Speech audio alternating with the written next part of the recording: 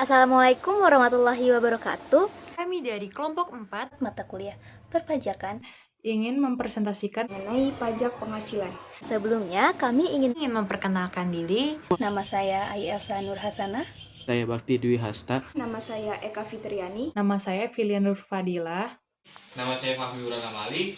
Saya Rubiatul Adawiyah. Nama saya Silmi Febrianti. Nama saya Talita Devina. Nama saya Wilan Azmi dari. Saya Iasa Nur Hasanah. Di sini kita akan berkenalan dengan apa sih itu pajak penghasilan. Pajak penghasilan adalah pajak yang dikenakan kepada subjek pajak yang telah memiliki penghasilan.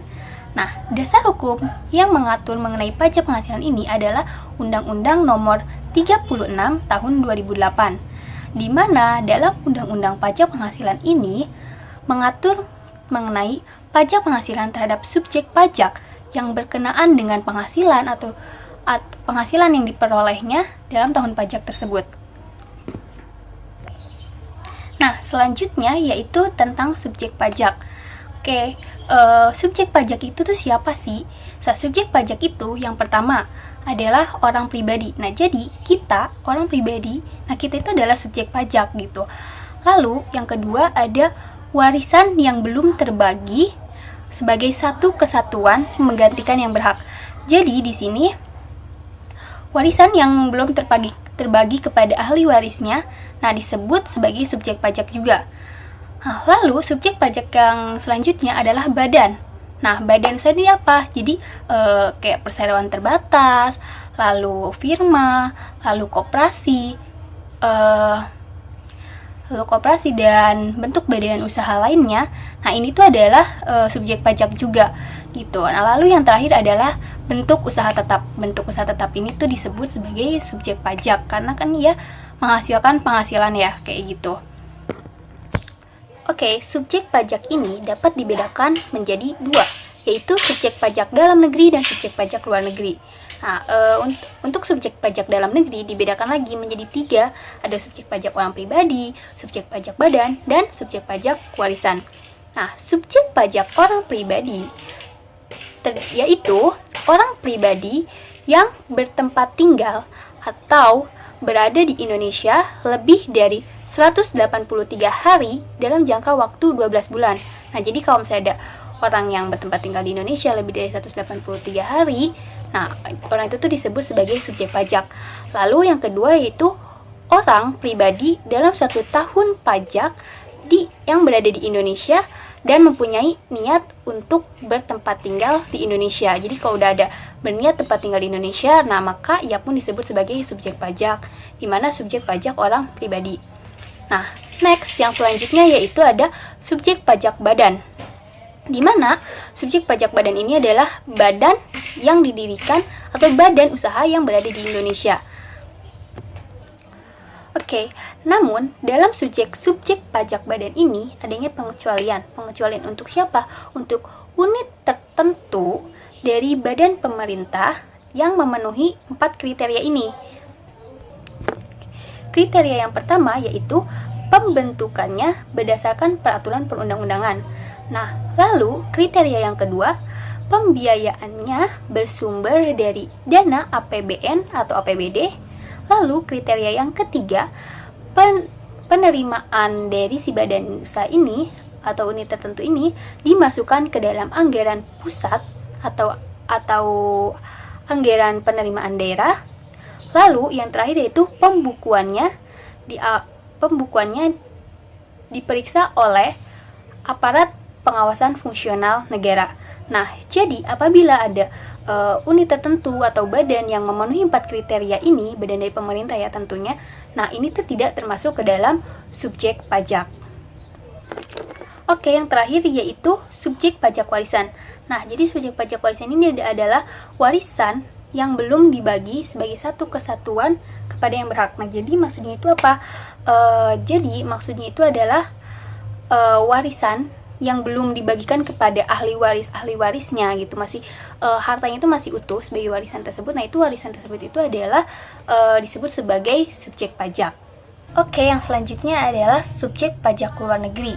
Di mana subjek pajak luar negeri ini terdiri dari orang pribadi yang tidak bertempat tinggal di Indonesia atau orang pribadi yang bertempat tinggal di Indonesia namun tidak lebih dari 183 hari dan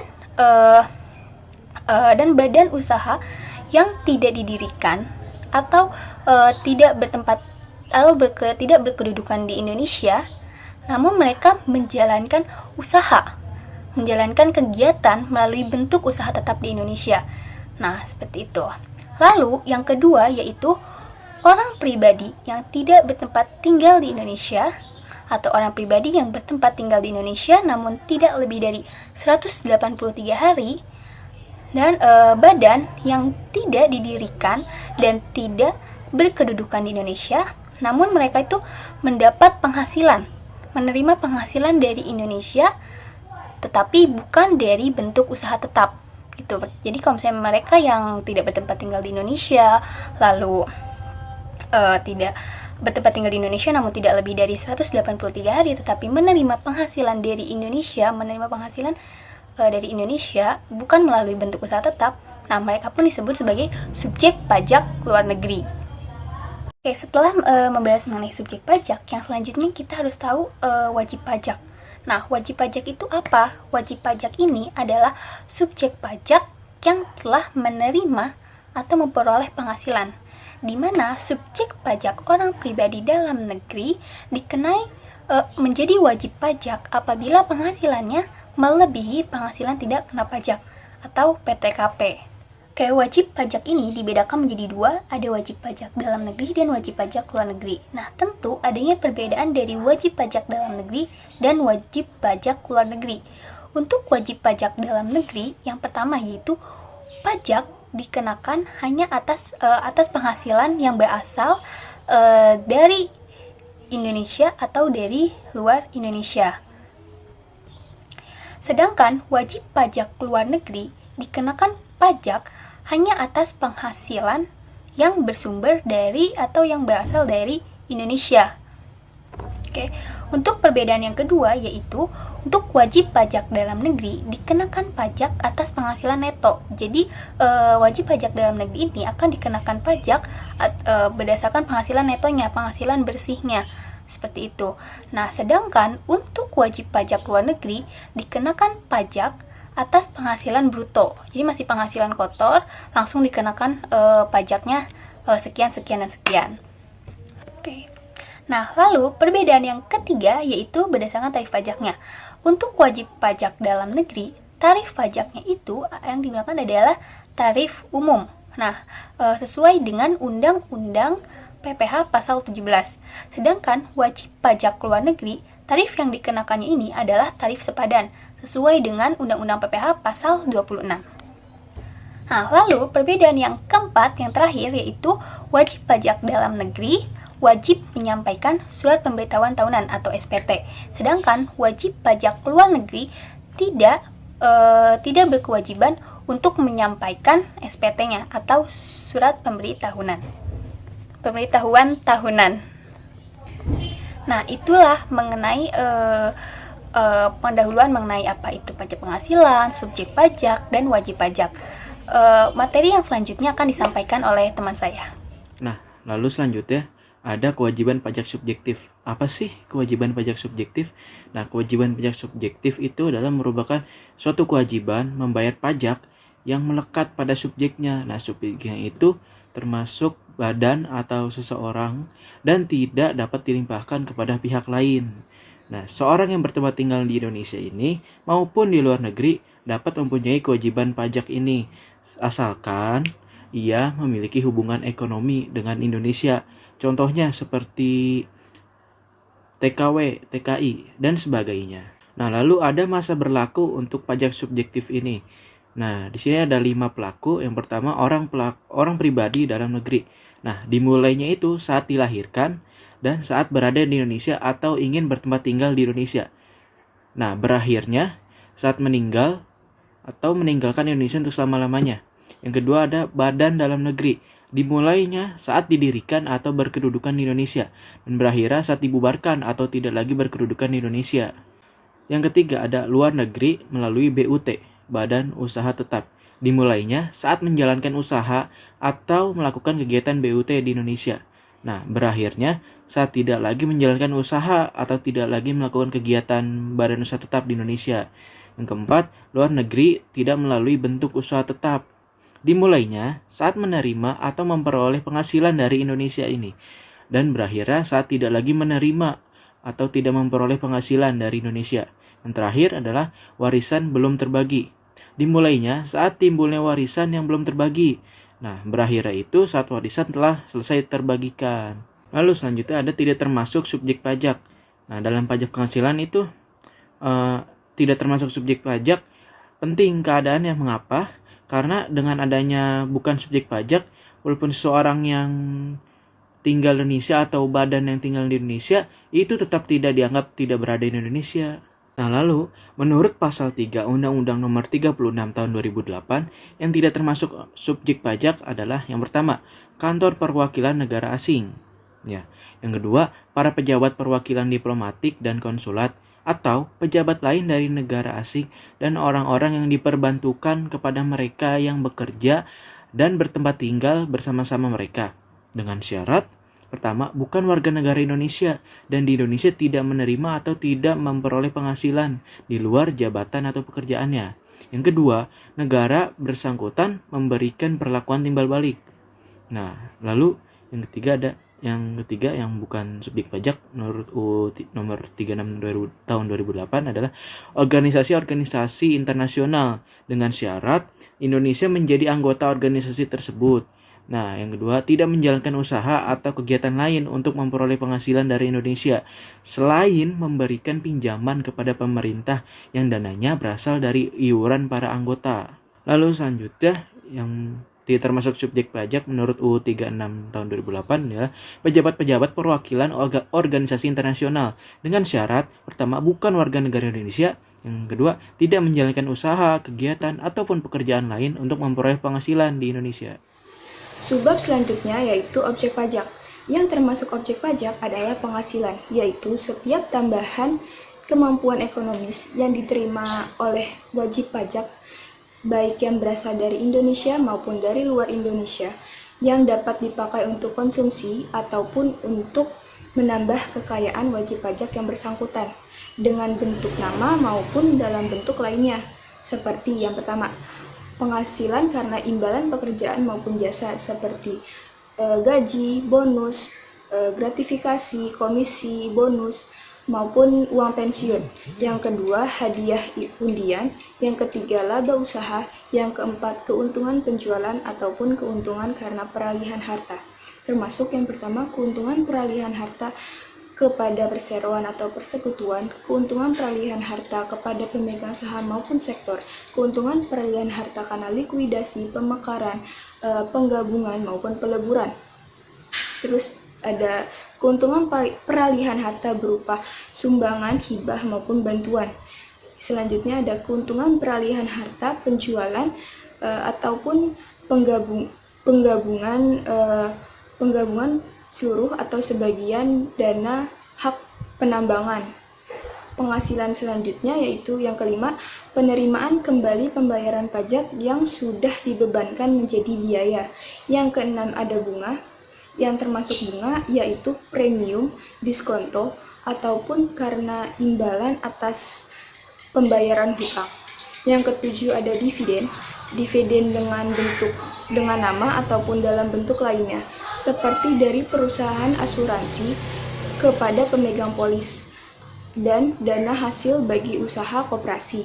Yang kedelapan ada royalti. Royalti adalah imbalan atas penggunaan hak. Yang kesembilan ada sewa. Sewa adalah imbalan atas penggunaan harta. 10 ada penerimaan pembayaran secara berkala. Slide selanjutnya, yang ke-11 adalah keuntungan karena pembebasan hutang dengan jumlah tertentu yang sudah ditetapkan melalui peraturan pemerintah. Yang ke-12 ada keuntungan selisih dari kurs mata uang asing. Yang ke-13 ada selisih lebih dari penilaian kembali aktiva. Yang ke-14 ada premi asuransi. Ke-15 ada iuran dari perkumpulan anggota yang sudah melakukan usaha maupun kegiatan. Yang ke-16, tambahan kekayaan neto karena penghasilan yang belum dikenakan pajak. Ke-17 ada penghasilan dari usaha syariah. Ke-18 ada imbalan bunga yang sudah ditetapkan melalui Undang-Undang Ketentuan Umum dan Tata Cara Umum Perpajakan. Ke-19 ada surplus Bank Indonesia. Slide selanjutnya, dilihat dari mengalirnya tambahan kemampuan ekonomis kepada wajib pajak, maka kita dapat mengelompokkan menjadi empat kelompok penghasilan, yaitu yang pertama penghasilan karena pekerjaan dalam hubungan kerja maupun pekerjaan bebas, yaitu berupa gaji maupun honor, ataupun penghasilan dari praktik dokter, notaris, pengacara, aktuaris, ataupun akuntan, dan sebagainya. Yang kedua ada penghasilan dari usaha maupun kegiatan. Yang ketiga penghasilan dari modal atau penggunaan harta seperti royalti, sewa, dividen, dan keuntungan dari penjualan harta yang belum terpakai, yang tidak digunakan. Yang keempat, penghasilan lain-lain. Yang termasuk penghasilan lain-lain yaitu penghasilan yang tidak dapat kita kualifikasikan kepada ketiga yang tadi saya sebutkan. Yang termasuk dari penghasilan lain-lain yaitu keuntungan karena pembebasan hutang, keuntungan karena selisih kurs mata uang asing, maupun selisih lebih karena penilaian kembali aktiva dan hadiah undian. Bagi wajib pajak dalam negeri, yang menjadi objek pajaknya adalah penghasilan ia di Indonesia dan di luar Indonesia, sedangkan bagi wajib pajak luar negeri yang menjadi objek pajaknya hanya penghasilan dia di Indonesia saja. Selanjutnya akan kita bahas adalah tidak termasuk objek pajak. Namun sebelumnya kita ulang kembali, kita review objek pajak secara sederhana merupakan sumber pendapatan yang dikenakan pajak, sedangkan objek bukan pajak adalah penghasilan yang tidak termasuk objek pajak dan tidak terkena pajak penghasilan. Nah, perkara ini diatur dalam pasal 4 ayat 3 Undang-Undang PPH. Di dalam aturan tersebut terdapat daftar yang bukan termasuk objek pajak yang akan kita bahas. Pertama ini ada sumbangan atau bantuan, lalu ada harta hibahan. Maksud dari sumbangan atau bantuan ini misalkan ada seseorang yang terkena musibah atau sakit, lalu ada seseorang yang memberikan bantuan kepada orang tersebut, maka si penerima tersebut tidak termasuk sebagai pemberian tersebut tidak termasuk objek pajak. Contoh kategori ini seperti zakat bagi pemeluk Islam dan sumbangan keagamaan yang sifatnya wajib. Yang kedua ada harta hibahan. Nah, harta hibahan ini dengan syarat si penerima itu masih harus satu garis keturunan sedarah satu derajat. Artinya misalkan dari ayah yang menghibahkan tanah kepada anaknya, itu masih tidak termasuk objek pajak. Namun jika contohnya seperti kakek yang memberikan kepada cucunya, itu termasuk ke dalam objek pajak. Nah, yang kedua adalah warisan. Nah, warisan ini artinya pembagian harta karena pemilik sebelumnya telah meninggal dunia. Nah, si penerima warisan tersebut disebutnya sebagai ahli waris. Tiga, ada harta termasuk setoran tunai yang diterima oleh badan sebagaimana dalam pasal 2 ayat 1 huruf B, yaitu sebagai pengganti saham atau penyertaan modal. Nah, yang keempat ada penggantian atau imbalan sehubungan dengan pekerjaan atau jasa yang diperoleh atau diterima dalam bentuk natura atau kenikmatan. Maksudnya apa? Natura itu adalah bukan dalam bentuk uang seperti parsel, baju, sembako. Sedangkan kalau dalam bentuk kenikmatan itu maksudnya seperti fasilitas seperti mobil dinas, rumah dinas, dan sebagainya. Itu tidak termasuk dalam objek pajak. Nah, yang kelima ada pembayaran dari perusahaan asuransi kepada orang pribadi sehubungan dengan seperti asuransi kesehatan, asuransi jiwa, asuransi dwiguna, asuransi beasiswa. Nah, namun selain dari yang tadi itu seperti asuransi klaim kerugian itu masuk ke dalam objek pajak tapi ya. Nah, yang keenam ada dividen atau bagian laba yang diperoleh dari perseroan terbatas sebagai wajib pajak dalam negeri, koperasi, badan usaha milik negara, atau badan usaha milik daerah dari penyertaan modal yang badan usaha yang didirikannya. Nah, yang ketujuh, ada iuran yang diterima atau diperoleh dari dana pensiun yang pendiriannya telah disahkan oleh Menteri Keuangan, baik yang dibayar oleh pemberi kerja ataupun pegawai. Nah, yang kedelapan adalah penghasilan dari modal yang ditanamkan oleh dana pensiun sebagaimana yang telah disebutkan di poin ketujuh tadi, dalam bidang-bidang tertentu yang telah ditetapkan oleh Menteri Keuangan. Nah, yang kesembilan ada bagian laba yang diterima atau diperoleh oleh anggota perseroan komanditer yang modalnya tidak terbagi atas saham-saham, kongsi, persekutuan, dan sebagainya. Yang ke-10 ada penghasilan yang diterima atau diperoleh dari perusahaan modal ventura berupa bagian laba dari pasangan badan usaha yang didirikan dengan syarat badan usaha tersebut merupakan mikro kecil atau menengah dan sahamnya tidak diperjualbelikan di Bursa Efek Indonesia. Yang ke-11 ada beasiswa yang telah memenuhi persyaratan tertentu yang telah ditetapkan oleh Menteri Keuangan. Namun ada beberapa kondisi yang membuat beasiswa ini dapat masuk ke dalam objek pajak. Misalnya ketika si penerima beasiswa ini memiliki hubungan istimewa dengan pemberi beasiswa, itu maksudnya seperti hubungan darah dengan pengurus pemberi beasiswa, direksinya atau sebagainya. Nah, yang ke-12 adalah sisa lebih yang diperoleh atau diterima dari badan atau lembaga nirlaba yang bergerak dalam bidang pendidikan, penelitian, dan pengembangan dengan instansi yang telah menaunginya. Nah, yang selanjutnya adalah bantuan atau santunan yang diberikan oleh BPJS atau Badan Penyelenggara Jaminan Sosial seperti Jamsostek, Asabri, dan sebagainya kepada wajib pajak tertentu yang terkena musibah atau tidak mampu atau kecelakaan dan sebagainya. Di sini saya akan menjelaskan subbab dasar pengenaan dan cara menghitung penghasilan kena pajak. Nah, pertama dasar pengenaan. Untuk wajib pajak atau badan usaha tetap dalam negeri, dasar pengenaan pajaknya adalah penghasilan kena pajak. Sedangkan untuk wajib pajak luar negeri adalah penghasilan bruto. Penghasilan kena pajak dapat dihitung sebesar penghasilan neto. Sedangkan untuk penghasilan atau wajib pajak pribadi, dasar pengenanya itu adalah penghasilan neto dikurangi PTKP atau penghasilan tidak kena pajak. Nah, di sini kita bisa lihat ya rumusnya. Untuk wajib pajak badan itu dihitungnya sama dengan penghasilan neto. Sedangkan untuk wajib pajak pribadi itu penghasilan neto dikurangi PTKP. Nah, ada dua cara untuk menghitung penghasilan kena pajak. Yang pertama dengan cara menggunakan pembukuan, dan yang kedua dengan menggunakan norma dalam perhitungannya. Nah, saya akan membahas tentang bagaimana cara menghitung penghasilan kena pajak menggunakan pembukuan.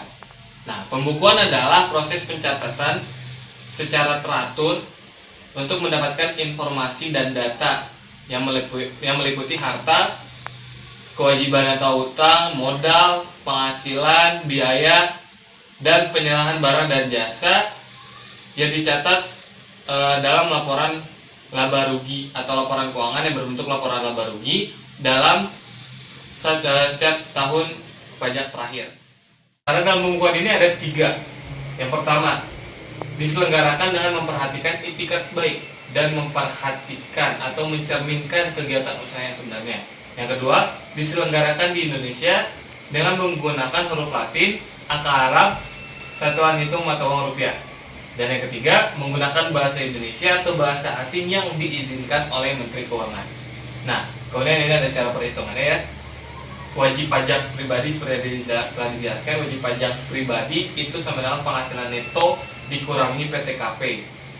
Untuk wajib pajak badan itu sama dengan penghasilan neto atau penghasilan kena pajak dikurangi dengan potongan dari undang-undang PPH atau undang-undang penghasilan. Yaitu penghasilan tidak kena pajak atau PTKP. Menurut Gunawan 2016, penghasilan tidak kena pajak merupakan faktor pengurangan pada penghasilan atau pendapatan orang pribadi atau karyawan atau perseorangan sebagai wajib pajak dalam negeri. Dalam menghitung penghasilan kena pajak yang akan menjadi objek pajak yang harus dibayarkan oleh wajib pajak di Indonesia. Tarif penghasilan tidak kena pajak bersifat tidak tetap. PTKP bisa mengalami kenaikan bergantung pada indeks biaya hidup dan upah minimum. Kenaikan inflasi juga bisa menjadi bahan pertimbangan Dirjen Pajak dalam menyesuaikan tarif PTKP terbaru yang terkandung dalam Peraturan Menteri Keuangan Republik Indonesia Nomor 101 PMK 010 2016 tentang besarnya penghasilan tidak kena pajak atau PTKP. Berikut adalah tabel penghasilan tidak kena pajak 2016. Keterangannya yaitu PTKP untuk wajib pajak seorang diri sebesar 54 juta. PTKP tambahan untuk wajib pajak yang sudah menikah sebesar 4.500.000. PTKP untuk tambahan seorang istri penghasilannya digabung oleh suami sebesar 54 juta. PTKP untuk setiap anggota keluarga, baik saudara maupun mempunyai garis keturunan lurus dan anak angkat yang menjadi tanggung jawab sepenuhnya sebesar 4.500.000. Jumlah maksimal dari tanggungan itu 3 orang. Berikut adalah contoh perhitungan PTKP. Contoh yang pertama yaitu Joko sudah menikah dan mempunyai seorang anak. PTKP Joko dalam setahun yaitu untuk wajib pajak sendiri sebesar 54 juta. Untuk tambahan wajib pajak yang sudah menikah sebesar 4.500.000. Untuk tambahan seorang anak sebesar 4.500.000. Total PTKP Joko yaitu 63 juta. Contoh yang kedua yaitu John, seorang warga negara asing, bekerja di Indonesia pada tanggal 1 Maret 2016 dengan kontrak kerja selama 2 tahun. John memiliki seorang istri dan memiliki 3 orang anak. PTKP John selama setahun yaitu untuk wajib pajak sendiri sebesar 54 juta. Tambahan untuk wajib pajak yang sudah menikah 4.500.000. Tambahan 3 anak yaitu 4.500.000 dikali 3 jadi 13.500.000. Total PTKP John selama setahun yaitu 72 juta rupiah. Oke, selanjutnya kita akan membahas mengenai tarif pajak. Apa sih tarif pajak itu? Jadi, tarif pajak adalah tarif yang besar nilainya digunakan untuk menentukan pajak terhutang yang harus dibayarkan oleh si wajib pajak kepada pemerintah. Jadi, sebelumnya untuk menentukan pajak terhutangnya ini dengan cara yang pertama, gaji dalam setahun wajib pajak dikurangi dengan biaya jabatan dan iuran, lalu ditambah dengan premi. Setelah itu menghasilkan PTKP setahun, lalu dikurangi dengan tanggungan. Setelah itu akan menghasilkan PKP atau penghasilan kena pajak. Jadi PKP-nya ini yang akan dikalikan dengan tarif pajak sesuai dengan peraturan perundang-undangan yang berlaku. Selanjutnya, siapa sih yang dikenakan tarif pajak? Nah, yang pertama adalah WPOP dalam negeri. Nah, WPOP dalam negeri adalah warga negara Indonesia yang dikenakan pajak dengan tarif yang berbeda sesuai dengan penghasilan mereka. Jadi ada 4 tingkatan dari tarif pajak ini untuk penghasilan setahun mereka. Yang pertama adalah 5%, yaitu yang penghasilan setahunnya itu kurang dari 50 juta. Yang kedua adalah 15%, yaitu WP yang penghasilan setahunnya lebih dari 50 juta kurang dari 250 juta. Yang ketiga ada 25%, yaitu yang penghasilan setahunnya di atas 250 juta sampai 500 juta. Dan yang terakhir adalah tarif 30%, yaitu orang yang berpenghasilan setahun 500 juta ke atas. Nah, yang kedua adalah wajib pajak badan dalam negeri dan bentuk usaha tetap atau BUT. Jadi, tarif pajak kedua ini memperoleh tarif sebesar 25%. Namun untuk wajib pajak badan yang berbentuk perseroan terbuka dan menyetorkan minimal 40% sahamnya diperdagangkan di Bursa Efek Indonesia akan memperoleh tarif dikurangi 5% dari tarif awal. Jadi bisa mendapatkan 20% atau tarifnya ialah 20%. Nah, ada lagi nih pengecualiannya. Jadi, untuk wajib pajak badan dalam negeri dengan peredaran bruto sampai dengan 50 miliar akan mendapatkan fasilitas berupa pengurangan tarif sebesar 50% yang dikenakan atas penghasilan kena pajak dari peredaran bruto hingga 4,8 miliar. Selanjutnya, cara menghitung pajak. Nah, untuk menghitung pajaknya ini, keduanya itu tentunya sama. Jadi, penghasilan kena pajak atau PKP itu dikali dengan tarif pajak yang berlaku. Untuk lebih jelasnya, kita lihat contoh berikut ini. Nah, yang di sini kan jumlah PKP wajib pajak orang pribadinya adalah 600 juta. Jadi, untuk penghitungannya nggak langsung kayak, oh ini kan di atas 500 juta, berarti harus dikalikan 30% dikali 600 juta. Oh tidak, kita harus melewati beberapa tingkatan dari tarif pajak. Yang pertama adalah 5%. 5% dikali 50 juta sama dengan 2.500.000. Lalu ditambah 15% dikali 200 juta, yaitu 30 juta. Lalu 25% dikali 250 juta, yaitu 62.500.000. Lalu yang terakhir sisanya adalah 30% dikali 100 juta, yaitu 30 juta. Jadi semuanya ini ditambah dan menghasilkan pajak terhutangnya, yaitu 125 juta.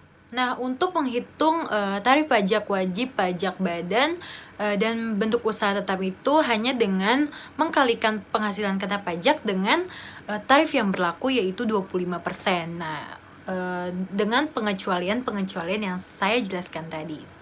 Ya, selanjutnya saya akan menjelaskan mengenai bentuk usaha tetap atau BUT. Merujuk ke pasal 2 ayat 5 Undang-Undang Nomor 36 Tahun 2008 tentang pajak penghasilan, bentuk usaha tetap merupakan bentuk usaha yang dipergunakan oleh orang pribadi yang tidak bertempat tinggal di Indonesia. Orang pribadi yang berada di Indonesia tidak lebih dari 183 hari dalam jangka waktu 12 bulan, dan badan yang tidak didirikan dan tidak bertempat kedudukan di Indonesia untuk menjalankan usaha atau melakukan kegiatan di Indonesia. Nah, batasan waktu selama 183 hari dalam 1 tahun ini ditetapkan apabila ketika Indonesia dengan negara asal dari perusahaan tersebut tidak memiliki tax treaty atau persetujuan perhindaran pajak berganda. Namun, apabila ketika Indonesia dengan negara asal perusahaan tersebut telah memiliki P3B ini, maka batasan waktu yang dipergunakan yaitu mengikuti dengan perjanjian yang telah disepakati oleh kedua negara tersebut. Nah, selanjutnya, jadi apa sih sebenarnya bentuk usaha tetap itu? Bentuk usaha tetap itu berarti bentuk usaha yang dipergunakan oleh subjek pajak luar negeri yang dapat berupa orang pribadi maupun badan untuk menjalankan usaha atau melakukan kegiatan di Indonesia. Merujuk dari pasal tadi juga, BUT ini dapat terbagi menjadi 16. Nah, jadi BUT itu bisa berupa tempat kedudukan manajemen, cabang perusahaan, tempat kantor perwakilan, gedung kantor, pabrik, bengkel, gudang, ruang untuk penjualan dan promosi. Selanjutnya yaitu pertambangan dan penggalian sumber alam, wilayah kerja pertambangan minyak dan gas alam, perikanan, peternakan, pertanian, perkebunan, dan kehutanan, proyeksi konstruksi instalasi atau proyek perakitan, pemberian jasa dalam bentuk apapun oleh pegawai atau orang lain sepanjang dilakukan lebih dari 60 hari dalam jangka waktu 12 bulan, orang atau badan yang bertindak selaku agen yang kedudukannya tidak bebas. Selanjutnya, agen atau pegawai dari perusahaan asuransi yang tidak didirikan di Indonesia yang menerima premi asuransi atau menanggung resiko di Indonesia.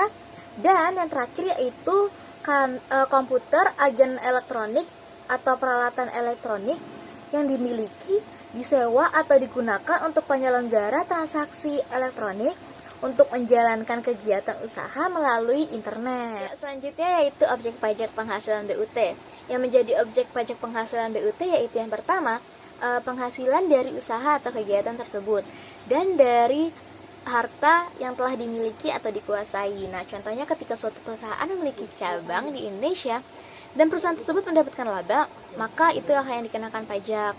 Yang kedua yaitu penghasilan kantor pusat atas pembelian barang atau pemberi jasa yang dilakukan di Indonesia yang sejenis dengan BUT yang ada di Indonesia. Contohnya, ketika misalkan suatu perusahaan bank memiliki cabang di Indonesia dan bank ini mendapatkan pinjaman dari Indonesia meskipun tanpa melalui cabang yang ada di Indonesia ini, maka itu akan tetap dikenakan pajak.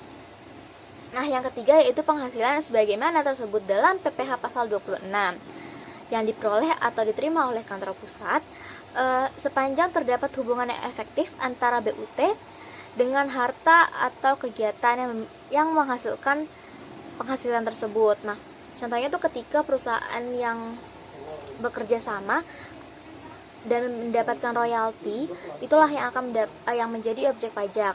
Nah, ada catatan nih di sini.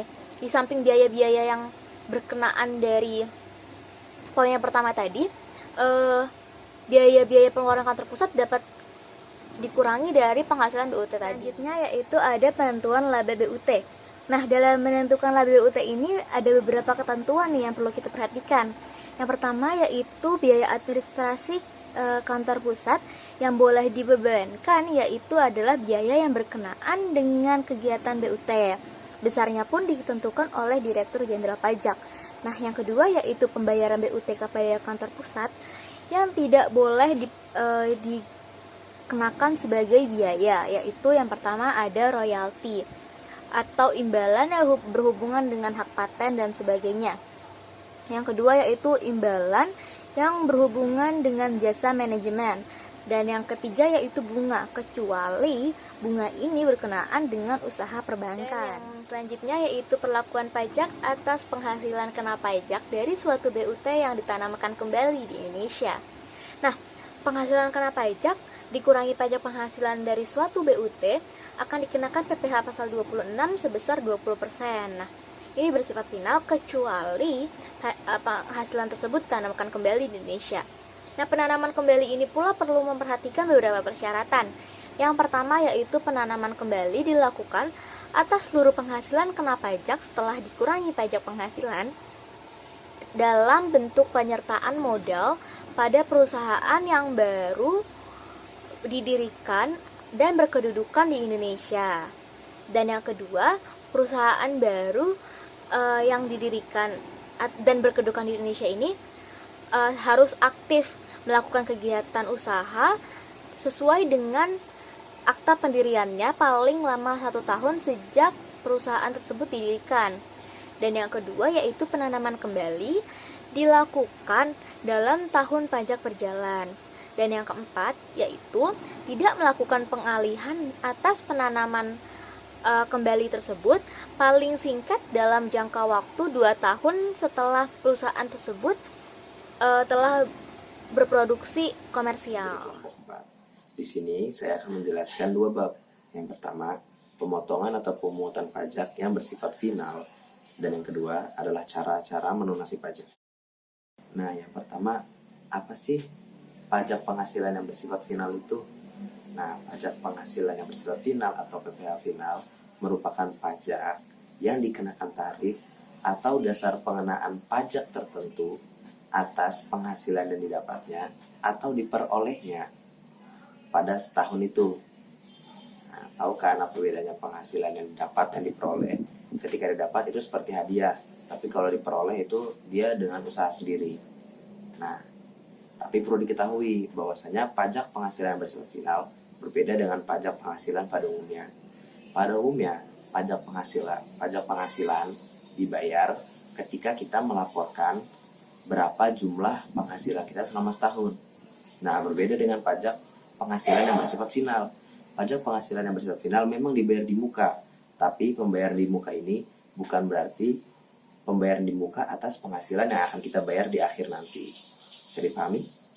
Nah, dalam ketentuan mengenai pajak penghasilan yang ada saat ini, ada beberapa jenis penghasilan sebagai objek pajak yang terkena pemotongan atau pemungutan berdasarkan tarif pajak penghasilan yang bersifat final. Nah, seperti yang sudah saya katakan di awal, pajak penghasilan yang bersifat final memang dibayar di muka, berbeda dengan pajak yang kita bayarkan di akhir. Kenapa seperti itu? Nah, karena pajak penghasilan yang bersifat final, penghasilannya tidak digabungkan dengan pajak yang akan kita bayarkan di akhir. Nah, seperti contohnya misalkan kita menjadi karyawan di sebuah perusahaan, tetapi kita juga menjadi tukang bakso. Nah, kalau misalkan penghasilan kita sebagai tukang bakso ini dikenakan pajak penghasilan yang bersifat final, maka penghasilan kita sebagai tukang bakso tidak digabungkan dengan pajak penghasilan kita sebagai karyawan. Itulah mengapa dibayar di awal, tapi bukan sebagai DP dari pajak penghasilan di akhir ini. Nah, seperti contohnya apa? Contoh dari pajak penghasilan itu adalah hadiah. Ketika kita mendapatkan penghasilan berupa hadiah, misalkan 500 juta, pajak ditanggung pemenang. Nah, itu adalah pajak yang langsung dibayar berdasarkan penghasilan yang kita dapatkan, yaitu 500 juta. Dan itu tidak digabungkan dengan penghasilan yang kita dapatkan di hari-hari kita, dalam pekerjaan kita. Nah, tapi perlu diketahui, pajak penghasilan yang bersifat final ini juga dicantumkan dalam SPT atau surat pemberitahuan. Nah, materi yang kedua adalah cara melunasi pajak. Pada dasarnya, wajib pajak memiliki dua cara dalam melunasi pajaknya. Yang pertama adalah pembayaran pajak selama tahun berjalan, dan yang kedua adalah pelunasan pajak sesudah akhir tahun. Nah, yang A, pembayaran pajak selama setahun berjalan. Dalam hal ini ada dua cara yang dapat dilakukan oleh wajib pajak dalam melunasi pajaknya. Yang pertama adalah membayar sendiri utang pajaknya, dan yang kedua adalah pemotongan atau pemungutan yang dilakukan oleh pihak ketiga, swasta maupun pemerintah, berupa kredit pajak. Nah, terus yang B, pembayaran sesudah akhir tahun. Nah, pembayaran sesudah akhir tahun ini juga memiliki dua cara. Yang pertama adalah wajib pajak menghitung sendiri kurangnya pajak atau tagihan yang disetor kepada Direktur Jenderal Pajak, membayar sendiri berapa dan menghitung sendiri. Nah, yang kedua adalah wajib pajak membayar sesuai dengan surat tagihan yang dikirimkan oleh Direktorat Jenderal Pajak yang dikarenakan kurangnya atau salahnya dalam data pajak penghasilannya.